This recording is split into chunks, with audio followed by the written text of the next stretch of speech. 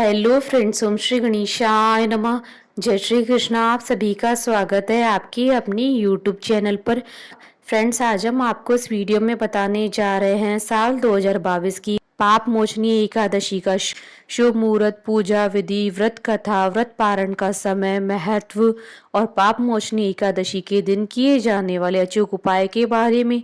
Friends, video शुरू करने से पहले आपसे रिक्वेस्ट है, अगर आप हमारे चैनल पर नए हैं और आपने अभी तक चैनल को सब्सक्राइब नहीं किया है तो प्लीज़ सब्सक्राइब कीजिएगा चैनल को, साथ ही प्रेस कीजिएगा बेल आइकन को, जिससे नए वीडियो से रिलेटेड नोटिफिकेशन आपको तुरंत प्राप्त हो सके। और वीडियो पसंद आने पर वीडियो को लाइक और शेयर जरूर कीजिएगा ताकि सभी भक्तों को इस वीडियो का लाभ प्राप्त हो सके। और कमेंट बॉक्स में जय श्री कृष्णा जरूर लिखिएगा। चैत्र मास के कृष्ण पक्ष में पड़ने वाली एकादशी को पाप मोचनी एकादशी के नाम से जाना जाता है। इस एकादशी व्रत में भगवान विष्णु के चतुर्भुज स्वरूप की पूजा की जाती है। पौराणिक मान्यताओं के अनुसार इस एकादशी का व्रत करने से जन्म जन्म के पापों से मुक्ति मिलती है, इसलिए इस एकादशी का नाम पाप मोचनी एकादशी है। इस व्रत के प्रभाव और फल के बारे में स्वयं भगवान कृष्ण ने अर्जुन को बताया है। इस व्रत को करने से मनुष्य के लिए मोक्ष के द्वार खुल जाते हैं। पाप मोचनी एकादशी पर भगवान विष्णु जी की पीले फूलों से पूजा करने पर उनकी कृपा बरसती है। इस दिन नवग्रहों की पूजा से भी सभी ग्रह शुभ परिणाम देते हैं। पाप मोचनी एकादशी के दिन किसी की निंदा और झूठ बोलने से बचना चाहिए। इस व्रत को करने से ब्रह्म हत्या, स्वर्ण चोरी, मदिरापान, अहिंसा और भ्रूणघात समेत अनेक घोर पापों के दोषों से मुक्ति मिलती है।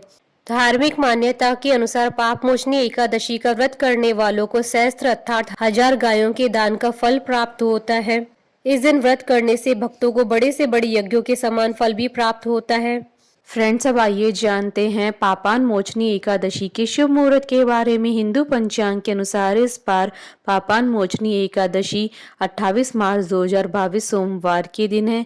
चैत्र कृष्ण एकादशी तिथि प्रारंभ होगी 27 मार्च 2022 को शाम 6:04 पर और चैत्र कृष्ण एकादशी तिथि का समापन होगा 28 मार्च 2022 को शाम 4:15 पर। व्रत पारण का समय रहेगा 29 मार्च 2022 को सुबह 6:21 से सुबह 8:49 तक और हरिवासर समाप्ति का समय रहेगा 29 मार्च 2022 को दोपहर 2:38 पर। फ्रेंड्स, अब आइए जानते हैं पापान मोचनी एकादशी की पूजन विधि के बारे में। पाप मोचनी एकादशी के दिन भगवान विष्णु के चतुर्भुज रूप की पूजा की जाती है।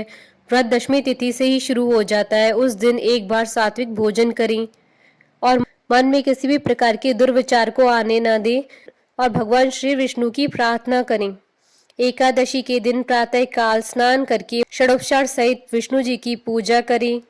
भगवान विष्णु को पीले वस्त्र धारण करवाएं और 1.25 मीटर पीले वस्त्र पर उन्हें स्थापित करें। दाएं हाथ में चंदन और फूल लेकर सारे दिन के व्रत का संकल्प ले भगवान को 11 पीले फल, 11 फूल और 11 पीली मिठाई अर्पित करें। इसके बाद उन्हें पीला चंदन, पीला जनेऊ अर्पित करें। इसके बाद पीले आसन पर बैठकर भगवत कथा का पाठ या विष्णु सहस्त्र नाम का पाठ करें, प्रार्थना कहें, आपके मन की इच्छा जरूर पूरी होगी। पूजा के बाद भगवान विष्णु की इस व्रत कथा का पाठ पढ़ें। घी का दीपक जलाकर भगवान के समक्ष जाने या अनजाने में हुए पाप के लिए क्षमा मांगे। ओम नमो भगवते वासुदेवाय मंत्र का जप करें। इसके साथ ही एकादशी तिथि के दिन रात्रि को जागरण करें। इस दिन भिक्षुक, जरूरतमंद व्यक्ति व ब्राह्मणों को दान और भोजन अवश्य कराना चाहिए। द्वादशी के दिन प्रातः स्नान करके विष्णु भगवान की पूजा करें, फिर ब्राह्मणों को भोजन करवाकर दक्षिणा सहित विदा करें और व्रत का पारण करें। पाप मोचनी एकादशी व्रत की पौराणिक कथा। अर्जुन ने भगवान श्री कृष्ण से कहा, हे मधुसूदन, अब आप मुझे चैत्र माह के कृष्ण पक्ष में आने वाली एकादशी के बारे में बताइए। इस एकादशी का क्या नाम है तथा उसकी क्या विधि है? कृपा करके आप मेरी बढ़ती हुई जिज्ञासा को शांत करें। भगवान श्री कृष्ण ने कहा, हे अर्जुन, चैत्र मास के कृष्ण पक्ष की एकादशी को पाप मोचनी एकादशी की नाम से जाना जाता है। एक बार की बात है, पृथ्वीपति राजा मानधाता ने लोमेश ऋषि से यही प्रश्न किया था जो तुमने मुझसे किया है। अतः जो कुछ भी ऋषि लोमेश ने राजा मानधाता को बतलाया वही मैं तुमसे कह रहा हूँ। राजा मानधाता ने धर्म के गुप्त रहस्यों के ज्ञाता महर्षि लोमेश से पूछा, हे ऋषि श्रेष्ठ, मनुष्य के पापों का मोचन किस प्रकार संभव है? कृपा कर कोई ऐसा सरल उपाय बताइए जिससे सभी को सहज ही पापों से छुटकारा मिल जाए। महर्षि लोमेश ने कहा, हे नृपति, चैत्र मास के कृष्ण पक्ष की एकादशी का नाम पाप मोचनी एकादशी है। उसके व्रत के प्रभाव से मनुष्य के अनेक पाप नष्ट हो जाते हैं। मैं तुम्हें इस व्रत की कथा सुनाता हूँ, ध्यान पूर्वक श्रवण करो। प्राचीन समय में चैत्रत नाम का एक वन था। उसमें अप्सराएं किन्नरों के साथ विहार करती थी। वहां सदैव वसंत का मौसम रहता था, अर्थात उस जगह सदा नाना प्रकार के पुष्प खुले रहते थे। वहीं कभी गंधर्व कन्याएं विहार किया करती थी, कभी देवेंद्र अन्य देवताओं के साथ क्रीड़ा किया करते थे। उसी वन में मेधावी नाम के एक ऋषि भी तपस्या में लीन थे। वे शिव भक्त थे। एक दिन मंजू घोषा नामक एक अप्सरा ने उनको मोहित कर उनकी निकटता का लाभ उठाने की चेष्टा की, इसलिए वे कुछ ही दूरी पर बैठ वीणा बजाकर मधुर स्वर में गाने लगी। उसी समय शिव भक्त महर्षि मेधावी को कामदेव भी जीतने का प्रयास करने लगी। कामदेव ने उस सुंदर अप्सरा के भ्रू का धनुष बनाया, कटाक्ष को उसकी प्रत्यंशा बनाई और उसके नेत्रों को मंजू घोषा अप्सरा का सेनापति बनाया। इस तरह कामदेव अपने शत्रु भक्त को जीतने को तैयार हुआ। उस समय महर्षि मेधावी भी युवावस्था में थे और काफी हष्टपुष्ट थे। उन्होंने यज्ञोपवीत तथा दंड धारण कर रखा था। वे दूसरे कामदेव के समान प्रतीत हो रहे थे। उस मुनि को देखकर कामदेव के वश में हुई मंजू घोषा ने धीरे धीरे मधुर वाणी से वीणा पर गायन शुरू किया तो महर्षि मेधावी भी मंजू घोषा के मधुर गाने पर तथा उसके सौंदर्य पर मोहित हो गए। वह अप्सरा मेधावी मुनि को कामदेव से पीड़ित जानकर उनसे आलिंगन करने लगी। महर्षि मेधावी उसके सौंदर्य पर मोहित होकर शिव रहस्य को भूल गए और काम के वशीभूत होकर उसके साथ रमण करने लगे। काम के वशीभूत होने के कारण मुनि को उस समय दिन रात का भी ज्ञान न रहा और काफी समय तक वे रमण करते रहे। उस समय के पश्चात मंजू घोषा उस मुनि से बोली, हे ऋषिवर, अब मुझे बहुत समय हो गया है, अतः स्वर्ग जाने की आज्ञा दीजिए। अप्सरा की बात सुनकर ऋषि ने कहा, हे मोहिनी, संध्या को तो आई हो, प्रातः काल होने पर चली जाना।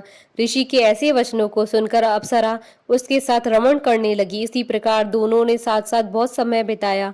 मंजू घोषा ने एक दिन ऋषि से कहा, हे विप्र, अब आप मुझे स्वर्ग जाने की आज्ञा दीजिए। मुनि ने इस बार भी वही कहा, हे रूपसी, अभी ज्यादा समय व्यतीत नहीं हुआ है, कुछ समय और ठहरू।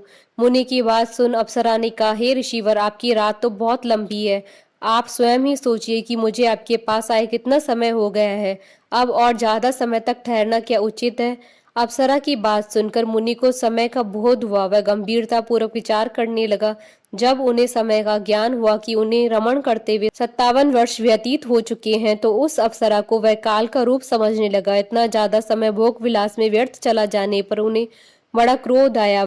अब वह भयंकर क्रोध में जलते हुए उस तपनाश करने वाली अप्सरा की तरफ भकुटी तानकर देखने लगे। क्रोध से उनके अधर कांपने लगे और इंद्रियां बेकाबू होने लगी। क्रोध से थरथराते हुए स्वर में मुनि ने उस अप्सरा से कहा, मेरे तप को नष्ट करने वाली दुष्टा, तू महापापनी और बहुत ही दुराचारणी है, तुझ पर धिक्कार है, अब तू मेरे श्राप से पिशाचनी बन जा। मुनि के क्रोध युक्त श्राप से वह अप्सरा पिशाचनी बन गई। यह देख वह व्यतीत होकर बोली, हे ऋषिवर, अब मुझ पर क्रोध त्याग कर प्रसन्न होइए और कृपा करके बताइए कि इस श्राप का निवारण कैसे होगा।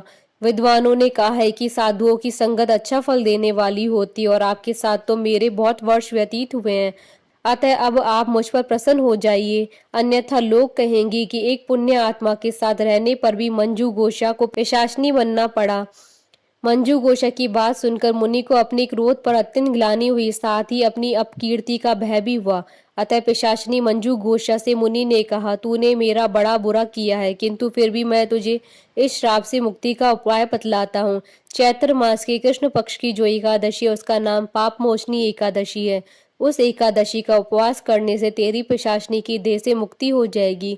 ऐसा कहकर मुनि ने उसको व्रत का सब विधान समझा दिया। फिर अपने पापों का प्रायश्चित करने के लिए वे अपने पिता च्यवन ऋषि के पास गए। च्यवन ऋषि ने अपने पुत्र मेधावी को देखकर कहा, हे पुत्र, ऐसा क्या किया तूने कि तेरे सभी तप नष्ट हो गए हैं, जिससे तुम्हारा समस्त तेज मलिन हो गया है। मेधावी मुनि ने लज्जा से अपना सर झुकाकर कहा, पिताश्री, मैंने एक अप्सरा से रमण करके बहुत बड़ा पाप किया है। इसी पाप के कारण संभवतः मेरा सारा तेज और मेरे तप नष्ट हो गए हैं। कृपा करके आप इस पाप से छूटने का उपाय बतलाइए। ऋषि ने कहा, हे पुत्र, तुम चैत्र माह के कृष्ण पक्ष की पाप मोचनी एकादशी का विधि तथा भक्ति पूर्वक उपवास करो, इससे तुम्हारे सभी पाप नष्ट हो जाएंगे। अपने पिता च्यवन ऋषि के वचनों को सुनकर मेधावी मुनि ने पाप मोचनी एकादशी का विधि पूर्वक व्रत किया। इसके प्रभाव से इसके सभी पाप नष्ट हो गए।